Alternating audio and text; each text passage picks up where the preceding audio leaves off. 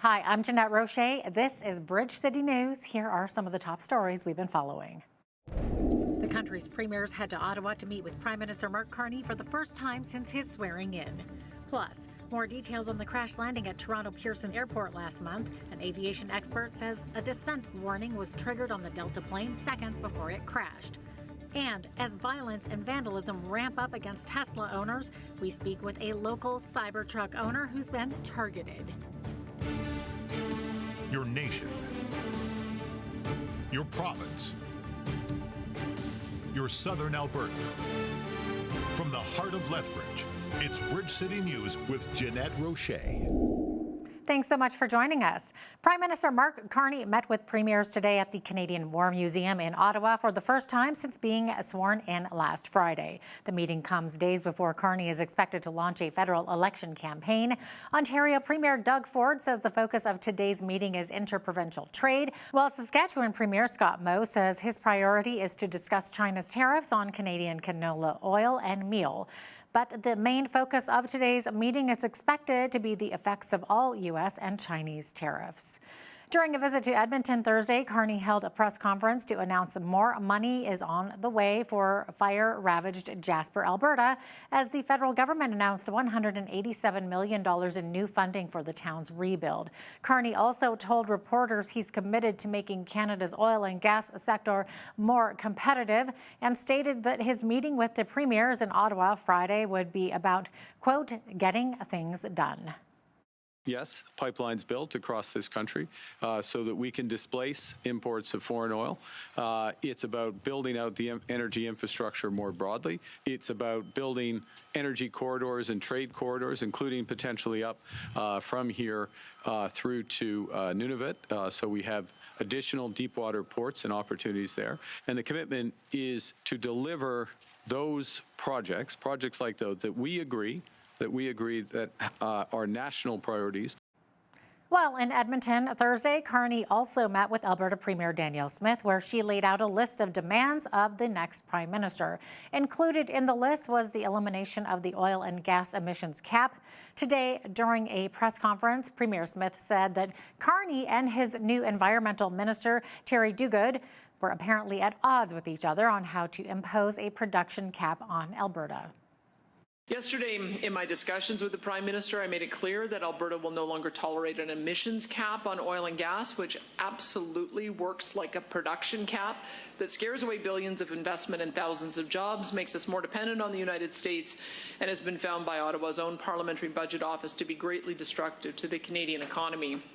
He both told me in the meeting and then later in his press conference with the media that same day that he wasn't in favor of hard caps like that. He said he was interested in results and getting projects like pipelines in the ground, and that's good because you can't fill new pipelines and cap oil production at the same time. So the Prime Minister's words sounded kind of nice yesterday until I looked at my phone right after the meeting with him and found out that his new Environment Minister had just told media on the other side of the country that the federal Liberals would be keeping the emissions cap in place. And this has been the same story for the last 10 years. According to a report released by the Parliamentary Budget Officer, if Ottawa's imposed emissions cap on Alberta's oil and gas remains in place under a Carney-led government, it will cost the Canadian economy more than $20 billion and slash more than 40,000 Canadian jobs. Chris Sims, Alberta Director for the Canadian Taxpayers Federation, says this is not a Team Canada approach. We're hearing all sorts of comments coming from especially, the Eastern power brokers saying, hey, we're all in this together. We have to be Team Canada. We need to be independent. We need to find more markets for our product. Well, how is it you think that keeping a cap on Alberta's oil and gas sector is going to do that? This is right in line with Bill C-69, the No More Pipelines law, which is, of course, strangling our network of pipelines. Conservative leader Pierre Poilievre is announcing a plan to boost training and jobs for workers in the skilled trades. Poilievre says if elected, his plan for, quote, more boots, less suits will provide faster employment insurance for apprentices in licensed trades and offer apprenticeship grants. The plan will also fund training halls for skills development for up to 350,000 workers over 5 years and work with provinces to harmonize health and safety regulations so workers workers can work anywhere in Canada. We're going to pay for all this by cutting bureaucracy, consultants, foreign aid, and waste. Like I said, more boots, less suits. After 10 years of the Trudeau-Carney Liberals, Canada's economy is weaker and more reliant than ever. Especially, and we've lost $500 billion because of the high taxes here. Mr. Carney supported carbon taxes on Canada while he invested in American coal.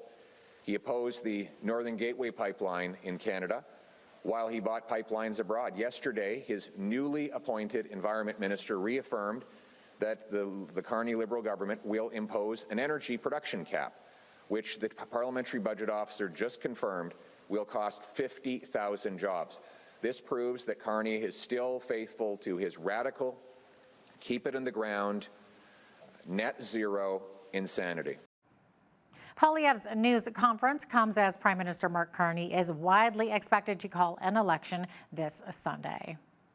As reported on BCN Thursday, Phase 1 of a report by the Transportation Safety Board of Canada was released into the crash landing of a Delta Airlines flight at Toronto Pearson Airport on February 17th. Aviation expert Kit Darby says that preliminary report suggests the aircraft came down at a high speed and touched down hard enough to break its landing gear.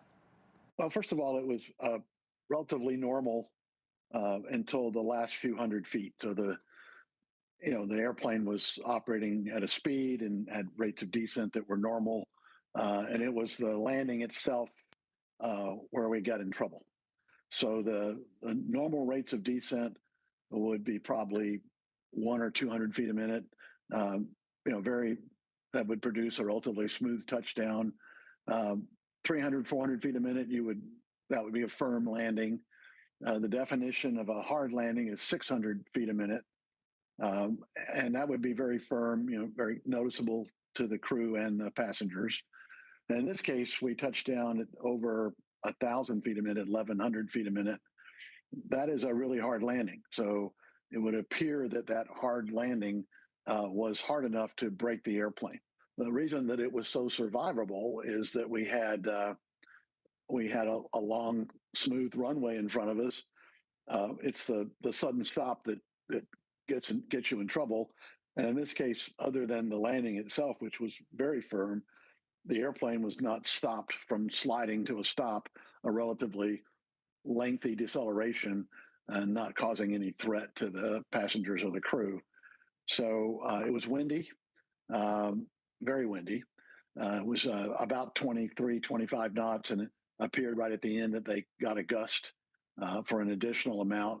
The pilots closed the power because the gust caused them to be a little fast. One of the techniques in proper landing is that you start the nose up first to break the descent and then reduce the power. In this case, it looks like the power was reduced already in a pretty significant descent and reduced the power before bringing the nose up. And as an instructor, that would pretty much guarantee a firm landing. And in this case, they were beyond firm into a hard landing. And speaking of air travel, traffic is set to resume at London's Heathrow Airport following a full day of suspended flights, which is expected to affect air traffic for days to come. This after a fire at an electrical substation knocked out power to Europe's busiest flight hub, disrupting hundreds of thousands of passengers, including at least one passenger from Lethbridge. BCN's Landon Hickok has more on that story.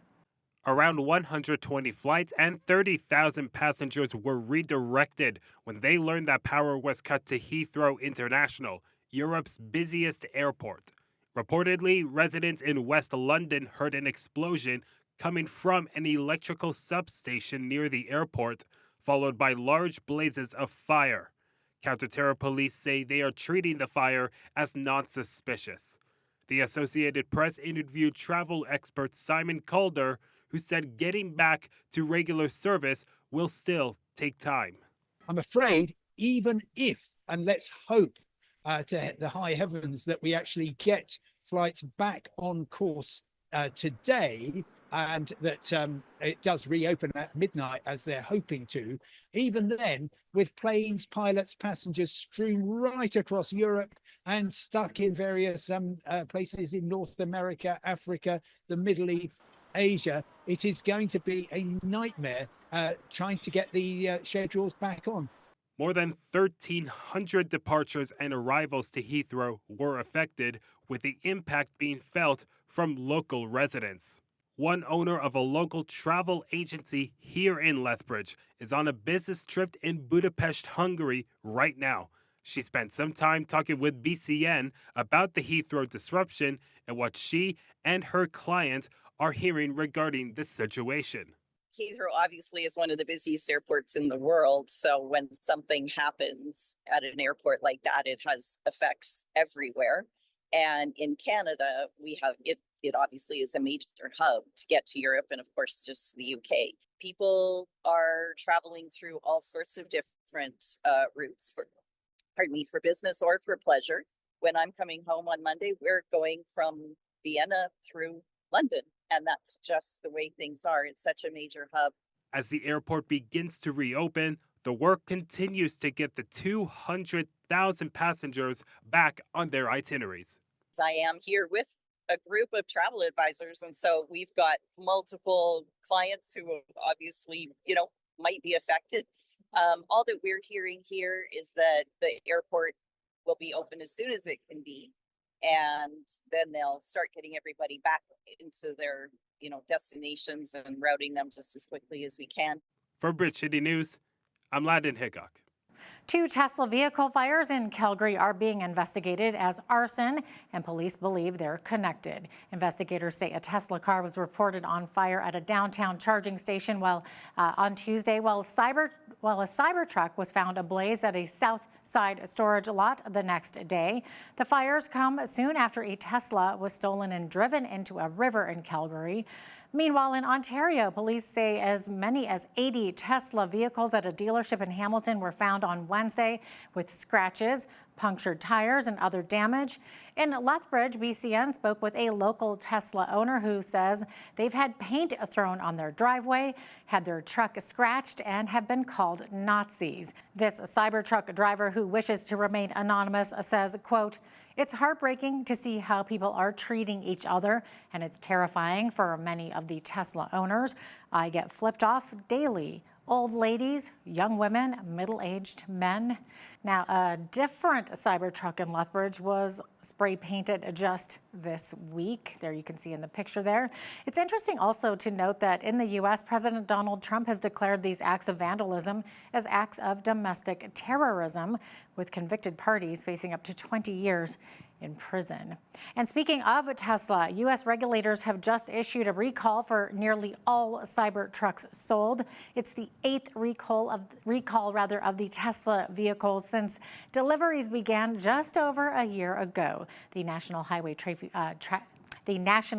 Traffic Safety Administration says the recall covers more than 46,000 Cybertrucks. The warning notes an exterior panel running along the left and right side of the windshield can detach while driving. The remedy uses an adhesive that isn't vulnerable to environmental embrittlement alongside additional reinforcements. In other news, on Thursday, shortly after 4 p.m., authorities closed 43rd Street between Highway 3 and 1st Avenue South just after a major collision. Police have not yet provided an update, but our BCN cameras captured the aftermath of what appeared to be a gray van that collided with a black pickup truck and flipped it on its side. Crews rushed to rescue an occupant of the truck using pliers or the jaws of life to cut open the roof before extracting the driver and taking them away on a stretcher. It's unclear how many individuals were involved or the current conditions of either occupant of the 2 vehicles involved. Crews cleared the scene within a couple of hours and reopened the street to traffic shortly after. Well, did you know that Lethbridge had the first school in Canada focused on Indigenous economic development? governance, and business management. Well, we're talking about the University of Lethbridge's Dillon School of Business, which is also celebrating its 40th anniversary. Don McIntyre, Dillon School of Business co-chair, explains why it's important to incorporate Indigenous knowledge into business education.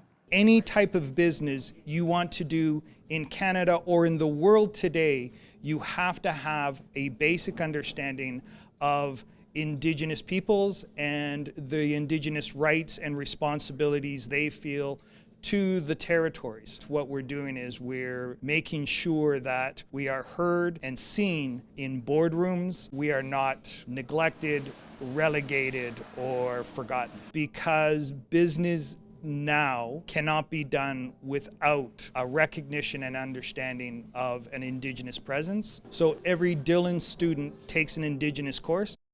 McIntyre says the school has been a leader in advancing Indigenous business education in Canada.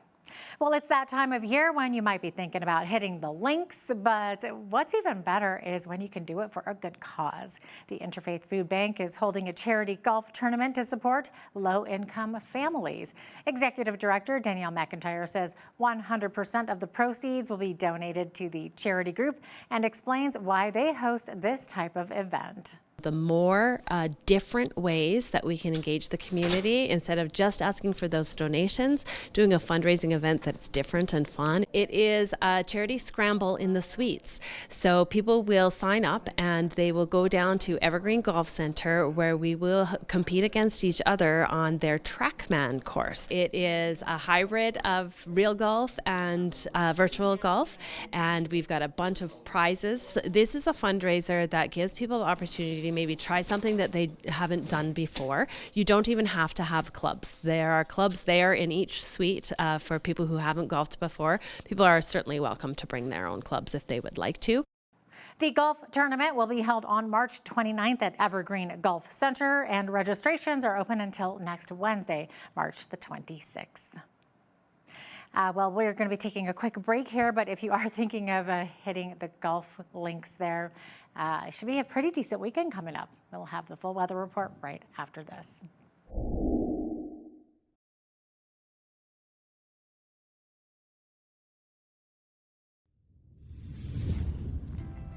Well, here we are in spring, and although we are seeing some nice plus temperatures this weekend, there is a slight chance we could see some flurries and showers Friday night and into Saturday. So we are talking a very slight chance, 30%, but still, it's springtime. We could see those flurries there. High of 9 degrees though, and then Sunday should live up to its name and be a sun day. So nice sunny skies and a high of 10 degrees. 16 on Monday, back to 10 degrees on Tuesday, all the way up to 17 on Wednesday. I'm loving those temperatures there. Then back to 10 degrees. Could see a chance of showers as well there on Thursday. So the average high for this time of year, 8 degrees, the average low -5. Record high on this day happened back in 1939. It was 22 degrees, and it was a chilly -27. That was the record low on this day, happening back in 2002. Sun rose this morning at 7:32. Sunset this evening at 7:46, giving us 12 hours, 14 minutes of daylight. So look at that. Just like that, we are well into 12 minutes and over of daylight. That means summer is coming. Okay, on the West Coast, a pair of 10s there for Victoria and Vancouver. Also, chance of showers in both of those cities. Edmonton seeing a chance of flurries there. 7 degrees for the high. Now Calgary starting out sunny, increasing clouds. Could see some drizzle mixed with some flurries there by the afternoon, high of 8 degrees. As we look to the rest of the prairies, Saskatoon should be seeing some snow there tomorrow. Also a high of -5 rather. -2 the expected high tomorrow, and Regina could see some flurries as well. And Winnipeg also some snow expected. With some freezing drizzle, -3 for the high there. As we look into the central part of the country, Toronto sitting at 3 degrees, could see a mix of freezing rain, drizzle, and possibly some flurries as well. Same thing for Ottawa with a high of 5 there and high of 8 degrees in Montreal. Montreal looking at clear skies in the morning and then sort of developing those clouds throughout the day. And by the end of the day there, late afternoon, looking at some showers. As we get to Atlantic Canada, high of 11 degrees on Fredericton, beautiful sunny sky there, clouds and possibility of some drizzle and some freezing rain in Halifax. 7 rather, +7 for the high. 5 degrees for the high, and Charlottetown could see mix of flurries freezing rain, drizzle the whole bit, and then in St. John's, 2 millimeters of drizzle and rain, high of 10 degrees there. So there you have it. That is your forecast. Hudson's Bay says it has found a way to keep 6 stores open. Canada's oldest company has been seeking permission to liquidate all of its stores as part of its creditor protection case. In court this morning, the lawyer for Hudson's Bay says the company is making the request to keep 6 open because recent sales have exceeded the company's expectations. The company wants the ability to pull additional stores out of the liquidation should it find a way forward for even more locations, but its lawyer warns if a restructuring solution is not found quickly, the 6 stores will be added to the liquidation sale. Pension plans, severance, and job losses are among the many worries Hudson's Bay employees face as they anxiously await a decision by the courts on whether it can proceed with a proposed liquidation plan. Hudson's Bay has spent the week in court asking for permission to liquidate all of its stores. If it does get that permission, it's pretty well understood that about 9,300 workers are going to be out of their jobs unless the company can find some funding to reverse that liquidation plan. So I've been talking to employees over the last few days, and I've been hearing a bit of what they're going through. As you can imagine, it's a lot of stress. It's a lot of worry. It's a lot of not knowing how long they're going to be getting these paychecks for, and whether or not other things are going to be protected, like their pensions, like their benefit funds, and if they'll get things like severance, because the situation is still unfolding. Some of the court documents that we've seen so far show that the main pension fund, which would have had tens of thousands of members, that pension fund is fully funded. It's able to satisfy what they call like liabilities. So any things that they would have to pay out, which is an encouraging sign. Retail fell in January as sales in the auto sector moved lower. Stats Canada says sales fell from 0.6% in January as motor vehicles and parts sales fell 2.6%. Core retail sales, which exclude gasoline stations and fuel vendors, and motor vehicle and parts dealers fell 0.2% in January. Stats Can preliminary estimate for February points to a decrease in retail sales of 0.4%, but cautions that figure could change. Now here's a look at today's markets. The TSX was down 91 points on the day to finish at 24,968. The Dow was up 32 to 41,985. The S&P 500 was up 4 points to 5,667. And the Nasdaq was up 92 points to 17,784. West Texas Intermediate oil was up 22 cents to $68.29 US per barrel. Natural gas was down a cent to $3.96 US. Gold was down 22.38 to $30.2401 US. And gold was down 52 cents to $33.01 US an ounce. Feed wheat is at $8.60 per bushel. Barley is at $6.65. Canola is at $12.92 and corn is at $8 per bushel. Live cattle April contract was down $1.52 to $206.95. Feeder cattle were down $1.87 to $286.47, and lean hogs April contract was up 57 cents to $86.12. And the Canadian dollar was down slightly over the past 24 hours to $69.70 US.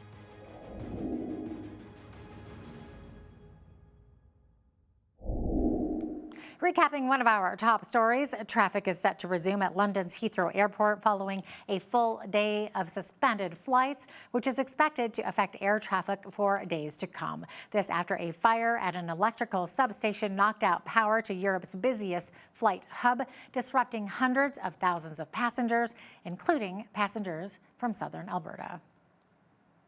Up next, Greg Musselman with Voice of the Martyrs Canada shares powerful stories of Christians experiencing persecution in Nigeria and Pakistan. Also, when you see news happening in your community, be sure to send us an email at info@bridgecitynews.ca. You can also check out our website or YouTube page anytime for more of our stories and interviews.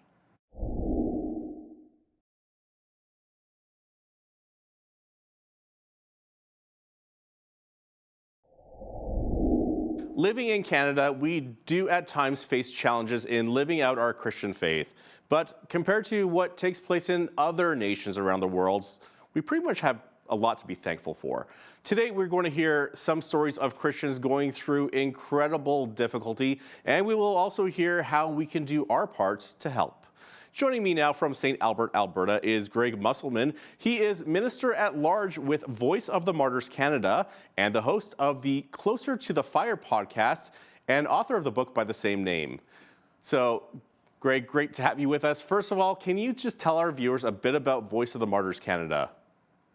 Well, thank you, Naveen, for having me on the program. Yeah, Voice of the Martyrs has been around for more than 50 years. And, just kind of sum it up, we are serving the persecuted church. And that is, helping them with projects. And, when I think about it, we're really an evangelistic organization. We are strengthening the church so they continue to spread the gospel in some of the most dangerous places around the world. And then also telling their stories, which is one of the main things that I do, traveling overseas, hearing the stories of persecuted believers. I know we're going to hear some of those stories today on your program. And then I also involved in teaching along with a colleague of mine named Stephen Wesley. And we teach a course called The Theology of Persecution and Discipleship, and what the Bible teaches, right from Genesis to Revelation about suffering for righteousness. And I've had the privilege of teaching it in Bible colleges across Canada, in churches, conferences, and then also countries like Nigeria and Pakistan, again, to strengthen our brothers and sisters in Christ. So we've been doing that for decades. I've been involved for about 25 years, and over that time have interviewed hundreds of persecuted believers. Wow, you sound really busy. Greg, you frequently travel around the world as well to places where Christians suffer persecution for their faith. Now, here in Canada, what's the worst that happens to a Christian? Ridicule, right? But Nigeria seems to be one of the most difficult countries, and we've heard about the kidnapping of school children and whole villages murdered and burned to the ground. Much of this is coming from two groups, Boko Haram and Fulani herdsmen. Who are these groups and why are they so violent? Well, they're both Islamic groups, and you can also throw in ISIS West Africa. Then there's a new group that's coming in as well from the west into Nigeria. But the Boko Haram and the Fulani herdsmen are the two main groups, and they've caused a lot of destruction. In fact, every year, Nigeria, for the last number of years, have had more Christians killed for their faith than all the other countries in the world combined. And these are just the ones that we can report on, but somewhere in the neighborhood of about 5,000 of our brothers and sisters in Christ are killed by groups like the Boko Haram and the Fulani herdsmen. So the Boko Haram, they would be more ideological. They want to, make Nigeria into an Islamic state under Sharia law, radical version of Islam. By the way, most Muslims in Nigeria are not in favor of what these organizations do, but they go around and, again, they have a strict understanding of what the Islamic prophet Muhammad taught, and they're trying to fulfill that. There's mixed things as well when it comes to, taking over land and things like that, which is more of what you see from the Fulani herdsmen. And again, most Fulanis who are Muslim are peaceful. They're against what's going on. And even the peaceful ones face persecution and are even killed because they don't go along with these radical views of Islam. And so Christians are caught in that. So when you take the Fulani herdsmen, and we're going to be talking more about that in just a moment, but they're, about ideology. Yes, they want people to convert to Islam. And if people leave the Islamic faith, they want to reconvert them. But they're also about grabbing land. And so when they go into a village, Christian village is an example, and they take their land, they take their animals, their cows, things like that. And if the Christians resist, then they kill them or drive them away. So again, these are very radical groups causing a lot of pain and a lot of destruction in Nigeria.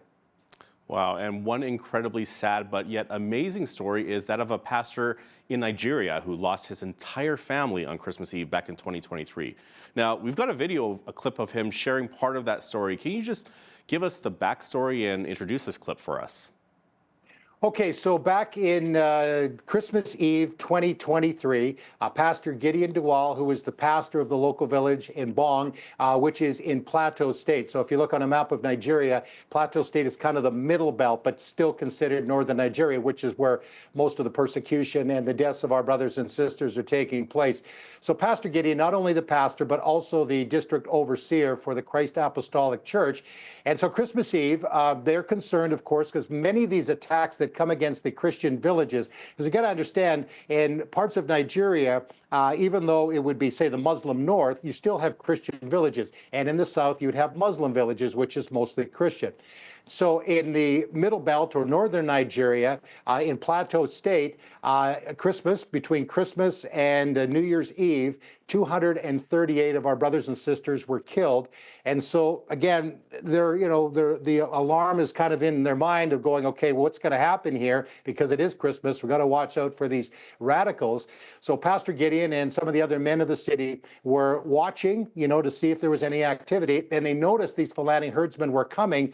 So Pastor Gideon got on his phone and called his wife, Hannah. She was pregnant, 5 daughters, and said, run into the bush. Unfortunately, Hannah didn't do that. She went to her home, she locked the doors, and these Fulani radicals came to the house, burned the house down, and Hannah and the 5 daughters all died in the fire. And so the next day, when Christmas Day, actually, and Pastor Gideon was able to get, to his home after the radicals had left, and found out that his wife and 5 daughters had all died. And as far as he could understand, they were gathered in a circle praying. I still get emotional when I tell these stories because I have 4 children. I have 3 daughters. I have 3 granddaughters. And to lose your whole family at once, I mean, he was devastated.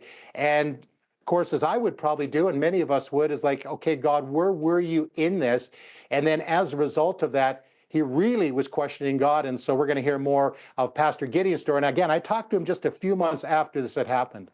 Okay, yeah, let's go to that clip right now, Ben. When this happened to me, when I can remember the first pastors that came to me, I told them that there's no God. Yes, I told them there's no God. I said, number 2, I regretted being a pastor. Yes, I say God is a wicked person because he said he knows the plan that he has for us. So is this the plan? I don't trust him again. It's better I could have not been a Christian, talk less of being a pastor. No, I don't like it. At least he could have left 1 for me or 2 for me. At least everybody. Then how will I trust such a God? How? He knows the plan that he has for me, and is this the plan? No. So when pain was becoming pain, I said so. Wow, this story reminds me of a friend of mine. He's a former youth pastor, but he had a falling out with God, and now he's gone the other direction, like full disbelief in God. So what happened during this time? How was Pastor Gideon able to process this incredible loss and actually put his trust in God once again? Yeah, so you can understand that, he didn't want anybody talking to him, and I can understand that. I mean, I love the Bible. It's full of wisdom, but there's times I think that we just need to sit with people and not try to figure it out. I mean, one of the things that I've learned over the years is we cannot understand, suffering in general. It's a mystery. Why are some Christians killed for their faith and others are protected? I mean, I've told those stories, miraculous things. But in the case of Gideon, saying, okay, I have lost my whole family. I want nothing to do with God. And as he said, I didn't want to be a pastor. I didn't want to be a Christian. But during, the next few months, and a friend of mine, his name is Mark Lipto, he's with a ministry called Stephanus Foundation, and they work with Christians primarily in Plateau State, but all around Nigeria. And so he went when he heard what happened to Pastor Gideon and just sat with him, loved him. And Pastor Mark had even told me that, he said, I don't know if that really helped him out, but that's what I thought I should do. And so, with Mark, and then Gideon also got word that Christians all around the world were praying for him when they heard this horrendous story. I mean, one of the things that, for me, when you hear of 238 Christians in Plateau State at Christmas killed, and the 5,000 that die, but these are individual people. They have families, and in Gideon's case, lost his whole family, his daughters, and again, his wife was pregnant at the time. But he started to allow the Lord to heal his heart. And so one of the things that I asked him, and I often do on the interviews that I do, is, are you able to forgive? Because we know that is the most important thing. So here's Pastor Gideon responding to that question about forgiveness. Humanly speaking, you cannot forgive. Especially, let's assume they show me the person that born my family. It will be difficult for me to forgive him. Rather, I would like to take revenge. But you can see, as a born-again Christian, as a Christian, Jesus said we should forgive. Because that is the only character of Christian, to forgive. There's nothing that is too big to be forgiven. There's nothing that is too small to be forgiven. For me, I have forgiven them. I am not even that only, because I want God to show himself to them. I want God to show himself to them. Forgiveness is real. From a bona-fide Christian, you need to forgive. And I have forgiven them from the depth of my heart. In light of all that you have been through, all the loss, all the pain, is God still good? God is excellently good. He's a perfect God. He does what he likes. We are like pots in the hand of a potter. He can break it and do whatever he likes to us. He's still God. He's still faithful God. What an amazing story of forgiveness. Now, Greg, what kind of fruit is coming out of stories like this? And are there stories of Muslims coming to know Christ? Yes, there are. Can I just say one thing about Pastor Gideon? And because of social media, I'm in constant contact with him. And I'm going to be going back to Nigeria with one of my colleagues, and we're going to be teaching this course, The Theology of Persecution and Discipleship, in southern Nigeria. And there's some interesting theological dynamics in the south with the prosperity gospel and things like that. And in the north, we've got all these Christians that are being killed. So we're going to bring Pastor Gideon with us, along with a young man named Nangpak Kuzwam, who lost his parents and two siblings years ago. And I had met him and then also reconnected through social media. So we've been encouraging Pastor Gideon, and the Voice of the Martyrs is helping him to rebuild his life. Because not only did he lose his family, he lost his house, he lost everything. And so we're raising funds to build him a house and in Jos, which is the capital city in Plateau State. He didn't want to live in his village anymore. I understand that. So we're helping him to, rebuild his life in that sense. And, he's taken some time away from ministry. I keep checking in with him. I think his plan is eventually he wants to go back into pastoring. But as you can imagine, it's a long process of the grief that he's going through. Now, when it comes to Muslims, yes, many are coming to the Lord. I mean, worldwide, more Muslims have come to Christ the last 30 years than the previous, 1,500 years of Islam. There's many reasons for that. There's different dynamics in different places. But when people see somebody like Pastor Gideon, who is praying for those that killed his family, they see that forgiveness and they're attracted to it. And they say, okay, well, what I believe is a very violent religion, and we've seen these horrible things happening in the name of Islam, and so they become open to the gospel. And, the churches are active in northern Nigeria, and of course, southern Nigeria as well. And, so they're advancing the kingdom by preaching the gospel. And, I just, hear of some of these amazing events that are taking place, these open-air meetings, even in the north. So, I mean, of course, they have to be very careful. But yeah, people are responding to the gospel. There's, the internet, there's Christian television, there's Christian radio. And again, there's believers that are doing the one-on-one thing and sharing the gospel. And I've met many. One of the ministries that we work with called Christian Faith Ministries just outside of Jos, I've met so many Muslims there that are now active as missionaries in northern Nigeria. So the answer to that question is a big yes, God is working, but with the kingdom advancing, there's also a lot of violence as well, which is why so many of our brothers and sisters in Christ are dying. Well, now turning our eyes over to Pakistan now, because unfortunately something that happens far too often in that country is the kidnapping of young girls who are then forced to convert to Islam and then marry a much older man. Nayab Gill was one of those girls. She shares part of her story here.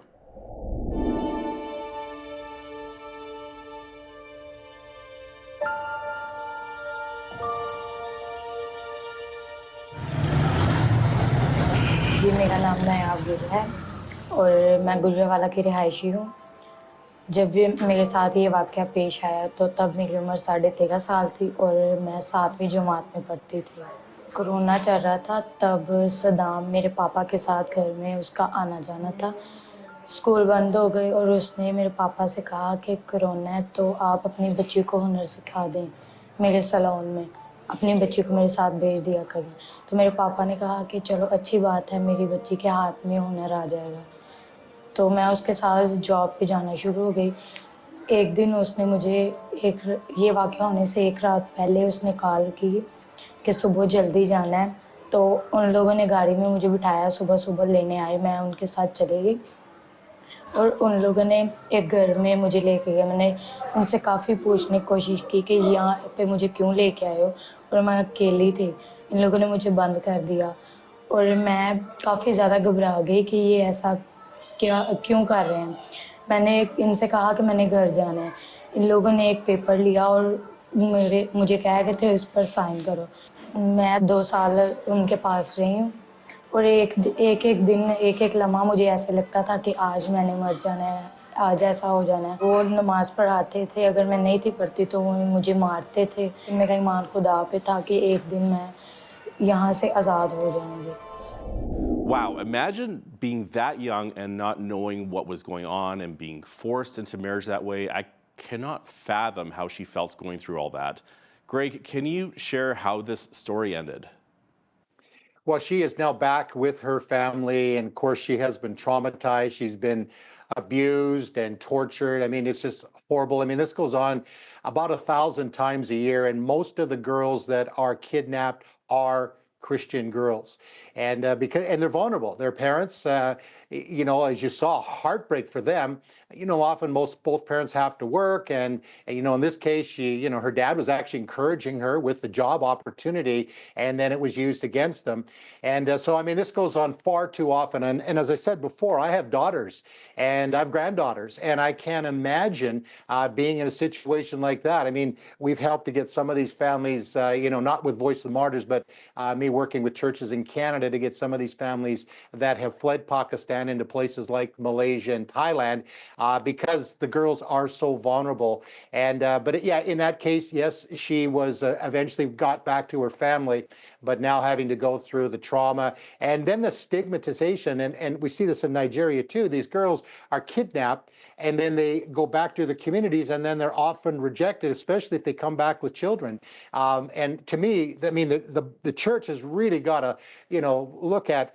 These were victims. They were forcibly taken, or even if they were groomed and pulled into a relationship and then abused after that. But again, I mean, I guess the good part of this, yes, she's back with her family, but she's going to have to deal with a lot of trauma in the years ahead. And we need to be praying for the ones that are still being held captive. And then they go into the court system, and then the courts often don't even do anything to the perpetrators of these horrible things.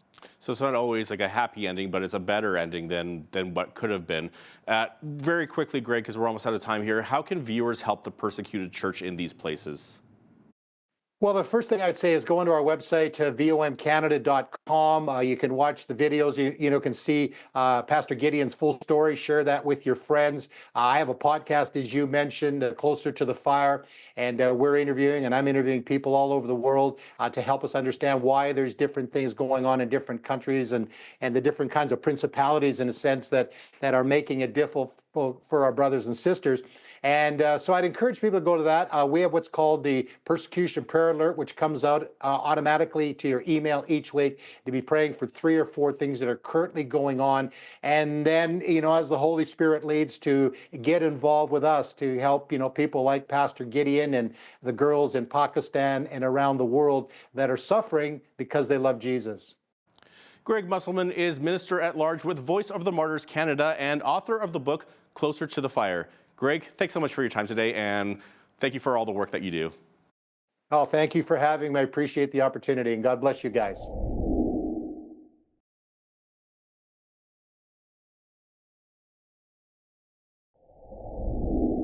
Well, Well, they say music is good for the soul as well as providing a lot of other benefits, but lessons can be so expensive. So is it worth the costs, the time, and the effort to enroll your children in music lessons? Well, joining us to chat about this is Ray Ross. He is the CEO of Sound and Soul Music and Arts in Lethbridge. Ray, good morning. Good to have you with us today. Yes, thank you for having me, Jeanette. Okay, oh yeah, you too. So Ray, tell us a little bit about, so you've got Sound and Soul Music and Arts. So what kind of music lessons do you offer? Do you have any specific kind of approach to teaching? Yeah, so we have several different services that we're providing to the community right now. We're offering private and group instruction on piano, voice, guitar, and ukulele. Our piano program is probably our most popular right now, but we do have interest growing in the other disciplines. So yeah, that's kind of what we're offering. And then our approach, I would say, like our tagline is really sums up our approach, and it's changing lives through the music, through the art of music. And we see that happen every week. Yeah, well, let's talk a little bit about that, changing lives. So what are some of the benefits of taking music lessons? Oh man, there's so many. I've got a whole list here that I've kind of come up with that our teachers have seen both in-house and then also research suggests. And I'm just going to list some of them. So number one, enhances vocabulary. So students who study piano for 3 consecutive years demonstrate higher vocabulary and verbal sequencing, other than in comparison to like their non-musical peers. And supports cognitive functions, develops reading and writing abilities, encourages self-esteem. We see that all the time. Increases verbal memory, boosts IQ. You're dealing with a lot. You're dealing with a lot of different parts of your brain when you're doing music, both listening and learning. And so, and part of learning is listening, right? So good musicians listen. And so boosting IQ is a big one. Develops empathy in your emotional regulations areas of the brain. Raises math and history scores, believe it or not. Reduces aggressive behavior. Teaches students their planning abilities. Encourages perseverance. Wow. Improves articulation. A lot. Yeah, protects against dementia. It sounds like almost everybody on the planet should take music lessons, just they should. by the benefits that come out of it. I would assume it also like develops diligence and tenacity and like everything that goes with it. And like you do hear these studies that show that kids who study music typically do perform better in their schooling and develop better language skills. Like you were saying, it's neat how it just kind of taps in to the wiring of your brain. Sure does. Yeah. So do you find that, and I think you already answered this, that kids who keep up with it start to show their personal confidence and self-esteem? Yes. Yeah. So we see this all the time. And it's not just with kids. We have adult students that come in who are dealing with a whole host of different issues outside of learning music. And as they come into the classroom, and they're improving their skill sets on an instrument, they're requiring a lot from their brain and their body. The effects are just really positive in the other areas of their lives. So yeah, self-esteem, big one. Yeah. What's the earliest age that a child could start taking music lessons? We like to say like in terms of formal lessons where you've got either one-on-one with a teacher or you're in maybe a small class group setting. We say right around the age that kids are going to start reading. So that varies with some kids. And so we have kids as young as 4, and then we have students as old as in their 60s right now. And so I love that. Yeah, it's really cool to do this. Yeah, because I was just going to ask you, what if a child is old, or is it too late for a kid to start lessons in their teens? Typically, guitar starts a little bit later, doesn't it? Yeah, guitar, the string instruments are oftentimes a little trickier. The piano is literally just a bunch of buttons. And so it's pretty easy, but it does require some aptitude for sure. The string instruments are tricky because, and you can start them early, but it just has to do with the way that the strength that's required for certain activities on a stringed instrument like guitar. So for younger students and who want to play guitar, we recommend starting with a ukulele first, just so they can get a feel for that motion and the positioning. And then if things go well in that realm and they're really sticking to it, then mom and dad are like, yeah, let's put them into guitar. So, Cool. Is there a way to find out what kind of instrument is best suited for your child, or should you let your child sort of lead that a little bit? good question. So there's lots of different ways that you can go about this as a parent. I would say that for sure, there's a lot of different factors that go into finding a good situation for your kid learning music. And so I would say finding a trial lesson that you could take somewhere, finding a teacher that you could do an interview with, finding a little program that you could maybe do a trial on. We actually we developed a program specifically for those people in that category. And it's called Music Blast Off. And it's one of our popular programs. We usually run it twice a year. And it allows, we do 1 week of piano, ukulele, voice, percussion, and then we do a jam session for the last few weeks. And so the kids get a feel for a few different instruments, and mom and dad go, okay, I could see that they would want to stick with this one, or this fits, or no, piano's not for them. They want to do ukulele, right? It just gives them a chance to test the waters. That's a great idea. Now, of course, not all kids are necessarily excited to take music lessons. I know I took piano when I was a kid, and then I resisted it after a couple of years, and so we just kind of stopped it. Now, of course, I regret it, right? But if a kid is being stubborn and they resist taking these lessons, where does a parent go from there? I would say for sure talk to your teacher. Your teacher is probably your biggest asset in terms of your kid's education.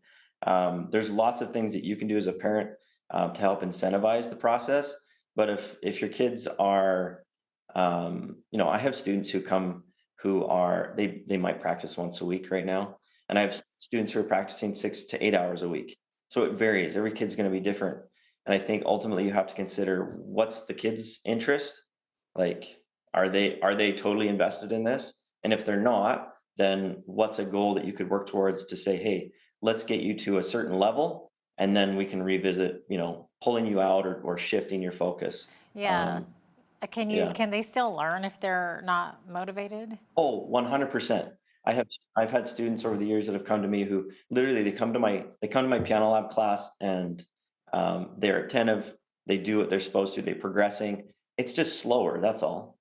They're still progressing, they're still moving forward, they're still getting through their music. It's just a little slower. That's it. Yeah.